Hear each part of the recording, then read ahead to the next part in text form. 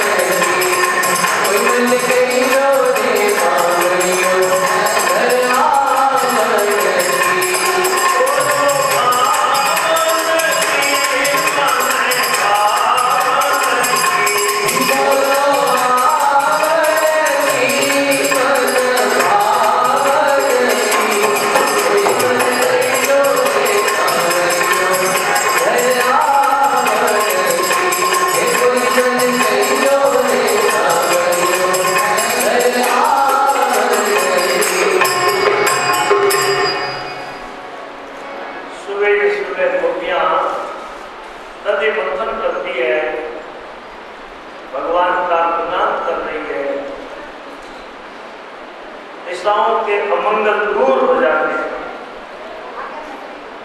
सूर्योदय हुआ, नंद जी के दरवाजे पर रथ को देखा, वे गोपियां आपस में कहने लगी, अरे बहन ये रथ किसका आया? क्या वो क्रूर हृदय वाला क्रूर वापिस आ गया? पहले हमारे प्राण रथ को लेकर गया, क्या हमें ले जाकर हमारे शरीर से अपने मत स्वामी के लिए क्या पिंडदान करेगा? गोपियां ऐसा सोच रही है। इधर उद्धव जी नित्य क्रम से निवृत्त होकर के वहां आए। गोपियां भगवान के अनुसार उद्धव जी को भगवान की तरह वस्त्र पहने हुए देखती है, कहने लगी, देखो कोई भगवान की तरह वेशभूषा धारण करके आए हैं, कोई भगवान के रूप है, सुनो संदेश पूछे। गोपियां उद्धव जी के पास एकांत में आकर के बोली, महाराज कहिए आप कहां से पधारे हैं? क्या आप हमारे मनमोहन के दूत हैं? हो सकता है उनको अपने माता पिता की याद आ गई हो। दूसरा, या कौन है जो उनको याद आता? उनकी मित्रता तो भौरे की तरह बड़ी स्वार्थपूर्ण है। जैसे भौरा एक पुष्प पर जाकर के बैठता है, पुष्प का रस लेकर पुष्प को छोड़कर जाकर दूसरे पुष्प पर जा बैठता है, वैसे ही वे हमें छोड़कर के गए। जो मैं ऐसी जानती प्रीत की आंख हो, नगर टिकोरोती प्रति भाई प्रीत करो। जो ये पहले पता लग जाता कि प्रेम करने पर ऐसे रोना पड़ता है, तड़पना पड़ता है, तो नगर में टिकोरा पटवा देती, कोई प्रीति मत करना। भौरा वो भी तो गया ना, वो क्या चाहता है? मधुर मधुर उच्चार करता है, वहां भौरा आया। गोपियां उसको भगवान का दूत समझ करके कह रही थी, चरण छूना चाहता है, खबरदार भूल करके भी ऐसा मत करना। जिनका दूत बन करके आया है, जा उन्हीं के पास जा, वे तुझे कुछ इनाम। हमने तो शपथ ले ली काले रंग वालों से कोई नहीं। ये भ्रमर गीत दिव्य पाठ में भगवान की परम प्रियतमा के द्वारा गाया गया है। इसमें 10 श्लोक है। 10 की संख्या से विरह की 10वीं अवस्था मालूम होती है। उद्धव जी ने कहा कि मैं जो संदेश लेकर के आया हूं आप सुनो। भगवान ने कहा है कि मेरी प्यारी गोपियों, तुम्हारा मुझसे कभी वियोग नहीं हो सकता, क्योंकि मैं सबकी आत्मा हूँ, सब जगह हूँ। जैसे चराचर प्राणियों में पंच तत्व रहते हैं, वैसे ही मैं तुम्हारी मन बुद्धि का आश्रय लेकर के तुम्हारे में मैं अपने में अपने से अपने को जगत रूप से प्रकट कर बादल सांड की लीला करता हूँ। मेरी और तुम्हारी आत्मा एक है, फिर वियोग कैसा? ध्यान में तो तुम मुझे सदा देखती हो, मैं भी तुम्हें देखता हूँ। हाँ, इतनी सी बात जरूर है कि मैं इस समय तुम्हारे सामने नहीं। ठीक ही है, तुम्हारी मनोवृत्ति मेरे चरणों में लगी रहे। भगवान की ऐसी बात सुनी, गोपियों का वियोग जन्य दूर हुआ। वे गोपियां पुनः भगवान की लीला को याद करके भाव विवल हो गए। आज उद्धव जी का ज्ञान गोपियों की भक्ति सरिता में बहने लगा।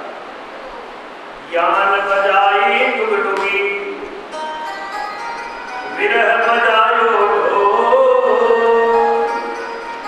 उतो सुतो हो गयो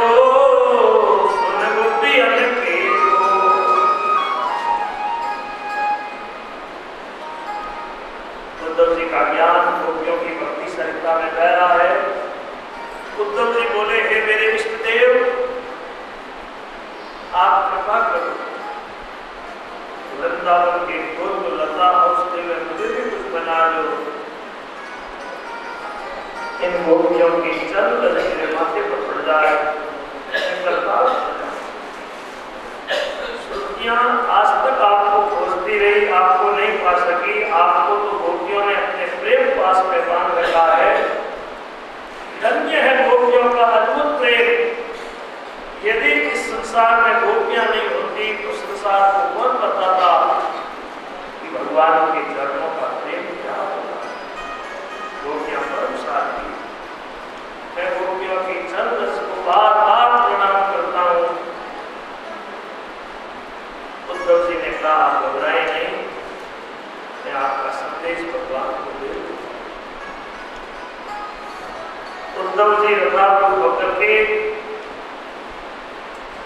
मथुरा में भगवान के चरणों में आए, सब बात सुनाई और कहा, प्रभु आपने सदैव भक्तों की प्रतिज्ञा निभाई है, आप मेरी भी प्रतिज्ञा सफल करें। सुखदेव जी कहते हैं, राजा अभिज्ञाय भगवान सर्वात्मा सर्वदर्शन। आज भगवान पूजा के करता उद्धव जी को साथ लेकर के जब भगवान पूजा के घर जाते हैं तो पूजा भगवान को आते देख करके सामने जाकर अगवानी करके भगवान को घर ले आए। पूजा का घर दिव्य सामग्रियों से परिपूर्ण है। भगवान की पूजा की, भगवान को आसन पर विराजमान किया, उद्धव जी को बैठने के लिए आसन दिया। लेकिन एक मर्यादा होती है, अपने से बड़े व्यक्ति के बराबर कभी भी नहीं बैठना। उद्धव जी आसन के हाथ लगा करके नीचे बैठे।